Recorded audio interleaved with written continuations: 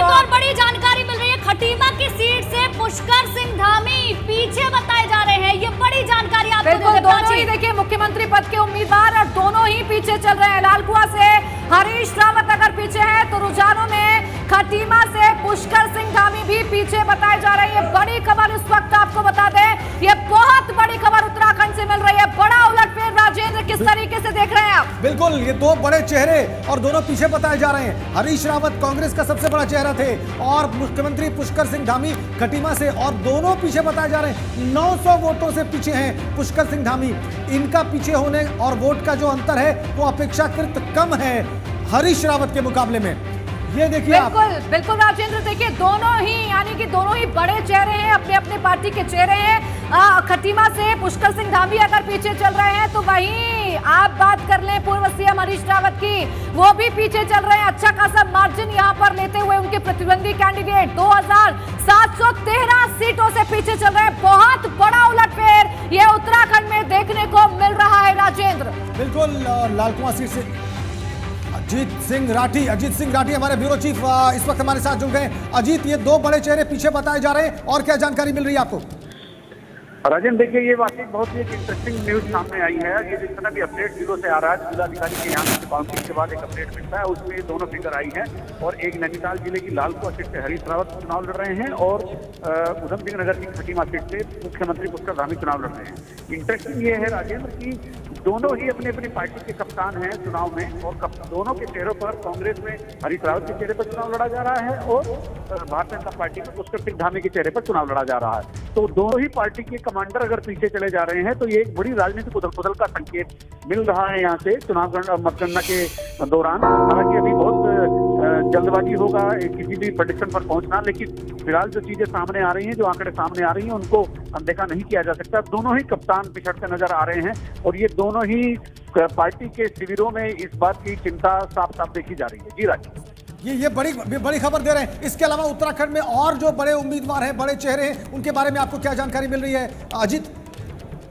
देखिए, चूंकि अभी थोड़ी देर पहले ऐसा सूचना मिल रही थी कि मदन कौशिक पीछे थे, लेकिन मदन कौशिक थोड़ा आगे आ गए हैं।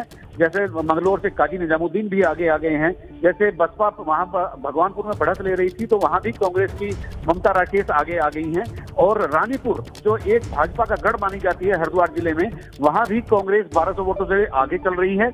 और इस समय चूंकि जो संजय गुप्ता जो लखसर से 2 बार के भारतीय जनता पार्टी के विधायक थे, वो काफी पिछड़ गए हैं और बहुत ही पीछे वो चले गए हैं। तकरीबन 3500 वोटों से शहजाद आगे चल रहे हैं। जी राजीव।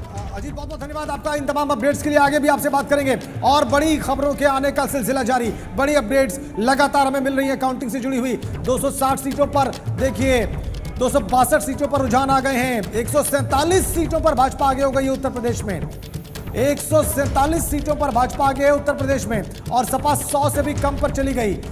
103-104 सीटों पर समाजवादी पार्टी आगे चल रही है। बहुत दिलचस्प मुकाबला है, बहुत कांटे का मुकाबला है, क्योंकि पल पल मिनट पे, हर एक घंटे पर, हर आधे घंटे पर जो तस्वीर है वो बदल जा रही है। समाजवादी पार्टी से जो लीड ली है भारतीय जनता पार्टी ने, उस लीड को कम नहीं कर पा रही है समाजवादी पार्टी। अभी तक शतक लगा दिया था, लेकिन अब शतक से 1 अंक नीचे आ गई है समाजवादी पार्टी।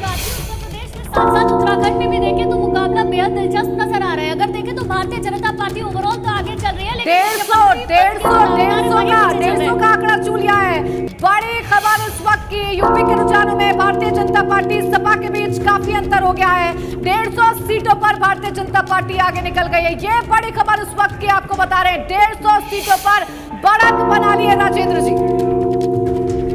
बिल्कुल बड़ी खबर इस वक्त आपको बता रहे हैं। भारतीय जनता पार्टी और सपा के बीच में काफी अंतर आ गया है। 99 सीट पर समाजवादी पार्टी आगे है तो 150 से बढ़कर ये 151 हो गया है। लगातार हमारी टैली बदल रही है और लगातार हम आपको दिखा रहे हैं। ये देखिए आंकड़ा, 151 सीटों पर भारतीय जनता पार्टी आगे है, जबकि 51 सीटों से महज बहुमत से दूर है, क्योंकि 202 का वो जादुई फिगर है। राजेंद्र, बिल्कुल, बहुत ये मैसिव लीड रुझानों में भारतीय जनता पार्टी की 150 से भी ज्यादा, यानी सिर्फ 51 सीटों का फासला रह गया है मैजिकल फिगर से, बहुमत से भारतीय जनता पार्टी गठबंधन का।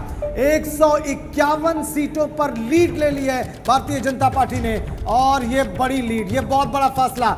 समाजवादी पार्टी अभी भी 100 सीटों से कम 99 सीटों पर ही आगे है और भारतीय जनता पार्टी 152 सीटों पर लीड ले चुकी है। यह बहुत बड़ा फैसला हो गया। जल्दी से बता देते हैं क्षेत्रवार क्या स्थिति है। बुंदेलखंड में अगर देखें तो भारतीय जनता पार्टी को 10 सीटें मिलती हुई नजर आ रही, समाजवादी पार्टी को 3, बसपा को 1, कांग्रेस को 0 और अन्य के खाते में भी 0 ही अभी तक जा रहा है। इसके अलावा अगर पूर्वांचल की बात करें, पश्चिमी उत्तर प्रदेश की पहले बात कर लेते हैं, भारतीय जनता पार्टी को 47 सीटें मिलती हुई नजर आ रही है। और इसी बीच एक बड़ी खबर भी मिल रही है, स्वार से अब्दुल्ला आजम 1313 वोटों से आगे चल रहे हैं। बिल्कुल, देखिए रामपुर से स्वार से अब्दुल्ला आजम 1313 वोटों से आगे चल रहे हैं। ये बड़ी खबर इस वक्त आपको बता दें, हमजा